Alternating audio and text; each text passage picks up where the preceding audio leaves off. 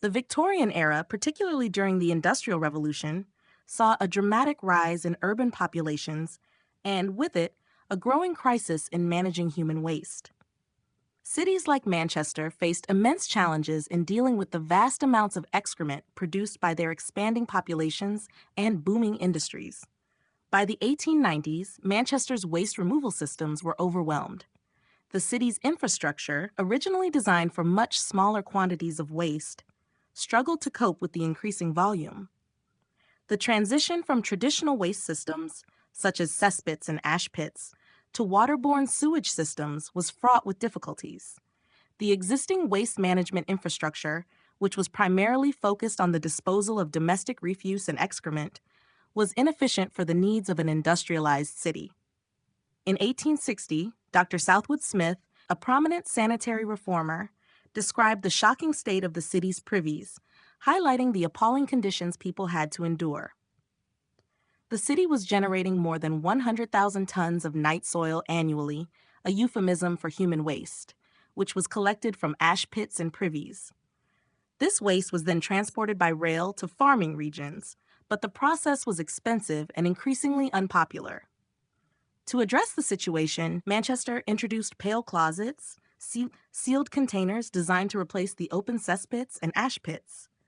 By the late 1870s, much of the city's waste systems had been replaced, but the problem of handling the growing waste remained. By the early 1880s, the city still had around 200,000 tons of waste arriving at its depot annually. Despite the challenges, Manchester found value in the waste, selling it as night soil or converting it into manure. The authorities in Manchester were able to drive significant domestic infrastructure changes, improving existing systems rather than replacing them entirely. Water closets were retrofitted into homes, a solution that required landlords to adapt their properties. However, as the population continued to grow, the problem of waste management persisted, showing the limitations of retrofitting existing infrastructure in the face of rapid urban expansion. This historical context offers insight into the challenges cities face when transforming domestic infrastructure, particularly in light of current efforts to transition heating systems from oil and gas to air source heat pumps and solar energy.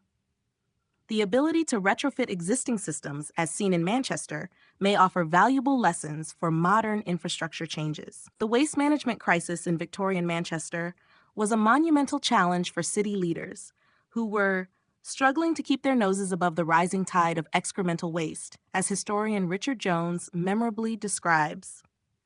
Manchester's situation was worsened by its water-poor status, making it difficult to implement a water-based sewage system. The 1876 Rivers Pollution Prevention Act also prohibited the dumping of untreated sewage into rivers, closing off one traditional method of waste disposal. To tackle the growing problem, Manchester's authorities sought new solutions. In 1886, the city purchased Carrington Moss, a vast area of boggy land on its outskirts, where roads, drains, and a light railway were constructed to transport waste. However, by the early 1890s, Carrington Moss was nearing capacity. Over the 5 years following the purchase, Manchester's population had grown by more than 150,000, and the city was producing an additional 20,000 tons of waste annually. The slow pace of installing water closets only exacerbated the problem. In 1892, the Cleansing Committee proposed a bold plan to purchase Rampton Manor, a large agricultural estate in Nottinghamshire, and transport the waste there by rail. The scheme aimed to alleviate pressure on the city's waste depots while providing farmers with valuable manure. However, the proposal sparked fierce opposition from local residents, tenant farmers, and neighboring towns like Gainsborough and Retford. As Jones explains, when the surrounding communities learned of Manchester's intentions, they were horrified. At a public inquiry, the Manchester Corporation tried to defend its plan, but the backlash was overwhelming. Local farmers and villagers raised concerns about the environmental impact, particularly the potential for water contamination and disease. The inquiry highlighted a clash of perspectives. Manchester saw the project as a practical solution to an urban issue, while rural communities viewed it as an unwanted and dangerous intrusion. Manchester's argument that waste from the city could become beneficial manure in the countryside was met with skepticism. Ultimately, the local government board rejected Manchester's request for a £60,000 loan to purchase Rampton Manor. The waste disposal problem remained unresolved, but Manchester turned back to an earlier proposal, purchasing Chatmoss, a bogland area closer to the city, in 1895. Chatmoss became a major waste dumping site, capable of absorbing 50,000 tons of waste annually. Throughout the second half of the 19th century, the sewage question was a national issue, with various cities exploring different solutions. In London, Joseph Bazalgette's famous sewage system diverted waste into the tidal Thames. Meanwhile, alternatives like Rev. Henry Moule's dry earth closet scheme, similar to modern composting toilets, gained attention. By the late 1880s, Manchester's solution took shape with the construction of a comprehensive drainage system, though its operation was delayed until the completion of the Thirlmere Reservoir and Aqueduct in 1894. This project brought much-needed water from the Lake District, 96 miles away, allowing the water-based sewage system to finally function and marking the culmination of the city's efforts to address its sanitation crisis. The issues surrounding water management today have deep roots in decisions made during the Victorian era. As Dr. Richard Jones points out, the decisions of civil engineers at that time, particularly the choice to implement combined sewage systems, have had long-lasting impacts on modern sewage crises.